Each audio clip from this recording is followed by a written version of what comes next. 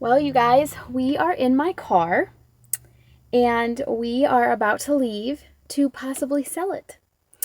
I have been really, well, honestly, since June of last year, I've been feeling very on fire to pay off my debt, very motivated to pay off my debt.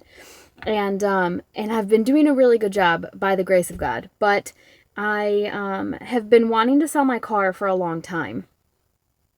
And I've been praying about it, but I've come close twice to selling it. And I have this thing where if I don't feel God's guidance one way or the other, I don't do anything. I do nothing. I just wait.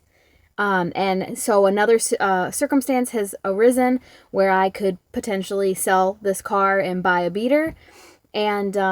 And so we're going to go ahead with it. So I think we're going to leave here in a minute to go to a place where we are potentially going to be selling my vehicle. I've got a number in mind that I'm really hoping I'll get. And then if that works out, there is a vehicle that I may be purchasing from a family member. You'll hear more about it as the video goes on. But yeah, I'm very excited about this because I owe $18,000 on this car. And I don't want to. I don't want to owe anybody any money. And I'll be honest with you, since I started this debt-free journey, very much from the guidance of God. I've talked about this in another video. I've got a whole story about how this whole debt-free journey came to be. Absolutely the guidance of God. It has changed my perspective on money so much. And not only the debt-free journey, but also the journey of me quitting my job to pursue my business. I just don't have a lot of money. I don't make a lot of money. I don't have a lot of money. And so it has changed my perspective from a consumer standpoint because I can't just buy stuff anymore. I can't even go grocery shopping anymore. I mean, let's be real here. So I can't just go buy whatever I want, or if I see something I want, I can't just buy it. And as a 29-year-old, it's an interesting place to be, and I'm very grateful for it. I'm so grateful for the way that my perspective around money has shifted. And I don't think it's a coincidence. I absolutely think God was working in me to develop a healthy relationship with money before I come into money. I don't think that he was going to bless me with more until I learned how to steward little. And I'm completely okay with this. In fact, I'm so happy that he has taught me this lesson. I feel like it has strengthened me very much, and I'm very excited. So once this car situation is handled and I don't have a car payment anymore, I will only have $10,800 in debt remaining. And that is student loans, and it is a credit card that I consolidated a long time ago. I owe $9,000 on student loans and $1,800 on this credit card thing that I did a long time ago. And not having a car payment is going to free up a lot of money every month to pay on that, to get that paid down. And I'm really, really, really excited about it. We're going to do the debt snowball. So as soon as this car is taken care of, we're going to pay off the $1,800, and then I'm just going to put every penny that I have towards getting those student loans paid off, and then I'll be debt free. I'm sad about the car. I have a Buick wagon that I really love. It's a special edition. They didn't make very many of them. It's fast. It's really nice. It's got heated seats, heated steering wheel, the whole shebang. I love this vehicle. I get comments on it all the time. People coming up to me and asking me what it is all the time. It's a very cool car. I like having a fast car, 270 horsepower, baby. But I need to make sacrifices. There are things that I want more, and this car's got to go. So I'm sad, but I'm excited to see what God has in store. So let's go sell this car. Hopefully, maybe. Hello. So I am doing the editing right now for this car video. And the footage that I filmed yesterday that you're about to see, I couldn't do it. It annoyed me so bad. The background noise was so loud and overwhelming. And I talk for like, I don't know, Well, I do know actually, 11 and a half minutes. And I couldn't, halfway through it, I was like, I can't even listen to this. Nobody's going to want to listen to this. So I decided I wanted to try to figure out how to remove the background noise. So I downloaded, what is this called? So I downloaded this new thing called Descript. I don't know, Google recommended it to me. And it's supposed to be like a background remover. So the audio that you're about to hear is going to sound a little funny because I used AI to try to remove the background noise. Trust me, even with as weird as this is going to sound, it sounds so much better than the original audio. Also, you'll get a little taste of the original audio because I used the free version of Descript, which only lets you process 10 minutes of footage, like a day. And this clip was like 11 and a half minutes. So I had to go back in and cut out the last like minute or so of it so that I could fit it into their editing software. So the last minute of the clip is going to be normal. It's going to have all the normal audio. So you'll be able to hear the ridiculousness that was the background noise. It was really just birds and stuff. And I don't know, it sounds like I'm literally in a tropical jungle. Like it's so loud. But anyway, so this video is kind of crazy, but I'm just trying to figure it out as I go along, and I really wanted to share this with you guys. So here we go, the next half of this video. Well, it has been some months since I last spoke to you, probably almost 3 months now. I did end up selling my car that day that I filmed in it. I sold it at a little bit of a profit, which was such a blessing. And then my parents really blessed me so much. And my mom let me borrow her car, which is the one that you can see a little bit over here. She's let me borrow it this whole time. And like I said, it's been I think almost 3 months. I can't remember the dates exactly, but I know it's been at least 2 months that she's been letting me borrow her car. She works from home. And there's been a couple of times that she's needed it. So we've had to kind of coordinate so that I could make sure that she had it. But that blessed me so much because it gave me the opportunity to save so that I could buy this one. And I didn't have a car payment. It was amazing. It allowed me the time to work this whole thing out. So I just want to kind of briefly tell you the story and introduce you to Dixie. This is Dixie. She is a 94 Chevy Blazer. And it's so fun because I was born in 94. I turned 30 this year and she turns 30 this year. We're the same age. And I've been listening to Dave Ramsey for over a year now. And I really felt in my heart that I needed to sell my car. I owed 18,000 on my last car and I have serious financial goals. And so it really just wasn't practical. It wasn't a good idea to keep it and have that payment when I'm trying so hard to get out of debt. I was making great progress on my other pieces of debt, but having that car loan kind of just hovering over me was very discouraging, and it was difficult to make consistent progress on my debt because of it. So I had been wanting to sell it for a long time, and Tom and I had a friend who was a mechanic, and we had him over for dinner and asked him, would you help me find a reliable vehicle and look it over, make sure that it's in good shape so that I can sell mine and have, we call it, I don't know if this is like a universal thing, but here we call them beaters.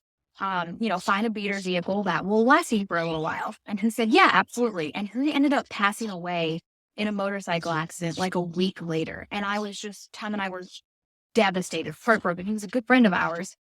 And I didn't want to do it without him. We had made a deal, we had him over for dinner. We had talked the whole thing through. He was going to help me do this. So his passing was just kind of a punch in the gut for me and Tom. And I held off. I was like, I'm not ready to do this. I really need to do this with somebody that I trust. And that was last year. It's been a little while now. So fast forward, Tom and I are in Florida. Do you guys remember, as you've been around, I posted a video of our trip to Florida. We were visiting Tom's sister and her kids, and she has a fiance, and he owns a company in Florida where he builds like specialty trucks. So kind of a mechanic, but like a little above just a regular mechanic. And so we went and visited his property because I love looking at people's properties, and he has 5 acres in Florida. So I really just wanted to go look at the land. But when we got there, he has just cars and trucks all over the place. And so I was like, guys, I told Tom, I was like, I think I might want to work with Tom on this because he is somebody that I would trust, right? You know, I trust his sister very much, and I've known her Tom now for a little while, some years, and he's really nice. He's got a great head for business, and he loves her kids very much. And so I said, I think I might want to work with him. So I kind of brought it up and was talking with them about it. And then he offered me Dixie for a price that was very reasonable. And so I said, yes, I think I'd like to do that. Let me go back to New York, get my ducks in a row. I've got to sell my car. My mom offered to let me borrow hers, and everything was just falling into place. And that's how I know as a Christian that it's time to do something. When I have peace about it, or if I'm even excited about it, and it's coming together without me having to force the pieces together, that's how I know this is the right thing. This is what I should be doing. And so I did. I sold my car, I saved up the money, and he actually, her Tom, drove this up from Florida. He's been here for 3 days. I just picked this up yesterday. He's been here for a few days. He drove it up from Florida, and he's such an amazing guy. He went through this thing at a fine tooth comb, and he printed me out a whole spreadsheet. He's a business owner, so very organized. He printed out a spreadsheet with all the parts that he replaced, their part numbers, the whole thing, all the dates that he did, everything that's been done. And then when he came to pick me up yesterday to take this tip, we went to the DMV together to register it and everything. Then he drove me to his mechanic because he's got a mechanic here that he, you know, works with, that he's friends with, that he refers people to. So he took me to him and introduced me to him. And they went through the car together while I was there. And he went through the sheet with them and was like, here's everything I did, yada, yada. And then he was like, you know, will you take care of her and this vehicle and make sure that you keep it running for a long time? And he was like, yeah, absolutely. It's in great shape. The only thing is I have to keep up with the rust because we're in New York. We get a lot of snow, salt, and all that stuff. So I'm going to do this like oil treatment called Crown, trying to keep it protected from the rust. But we're hopeful that this vehicle is going to last me for the next like 5 to 7 to 10 years. I want to drive this thing for as long as I possibly can. It's interesting though. So I am old enough that I have experience with old cars. My very first vehicle that I took my road test in was a 98 Honda. So I was like hyping myself up the past like couple of weeks, like I'm ready to have like a dial gauge speedometer and a dial gauge fuel gauge, and I was ready to have like a regular radio and not have Apple CarPlay. And I was ready to have like crank windows, and I was like hyping myself up for all of this.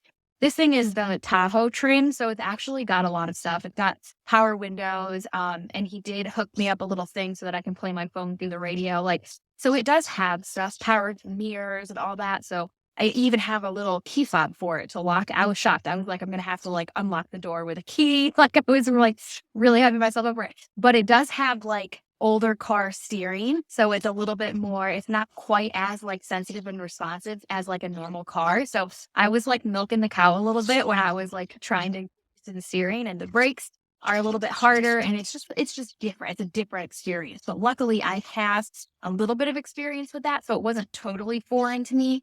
And by the time I dropped him off and drove home, I was pretty comfortable with it, but it's definitely a different experience, that's for sure. But I just feel so good about it from a debt freedom standpoint because this is like a huge step. It cut my debt more than in half, much more digestible. So it's such, I just see God's hand in this whole thing so much, from my mom letting me borrow her car, and that day being on Tom's property and seeing those trucks, and then how he went out of his way to help me get Dixie, and then getting to meet his mechanic. It just all feels so good and controlled and safe. And I'm so, so, so, so blessed to have a reliable vehicle paid for in cash that isn't going to need, hopefully, any maintenance really anytime soon, just the normal stuff. He went over it and made sure everything was in good shape. It's just such a blessing. And I guess I'm just making this video to update you guys on it because you're going to see this. This is my farm's house. So you're going to see it, but also just to talk about the debt journey, because it is something, being a homesteading channel, this is something that is going to come up, and it's something that Tom and I are striving for. And it's more than just wanting to homestead, more than just wanting a farm, more than just wanting the animals, more than just wanting to make the stuff in the kitchen. It's about a lifestyle and a certain level of freedom, right? Like we want food freedom. We talk about that, homesteaders talk about that all the time. I talk about it when I tell you about seed oils. These are all attempts to be free of a system that wants to harm us. And the debt freedom journey is no different. The borrower is slave to the lender, and I don't want to be a slave to anybody or anything. Food, debt, any of it.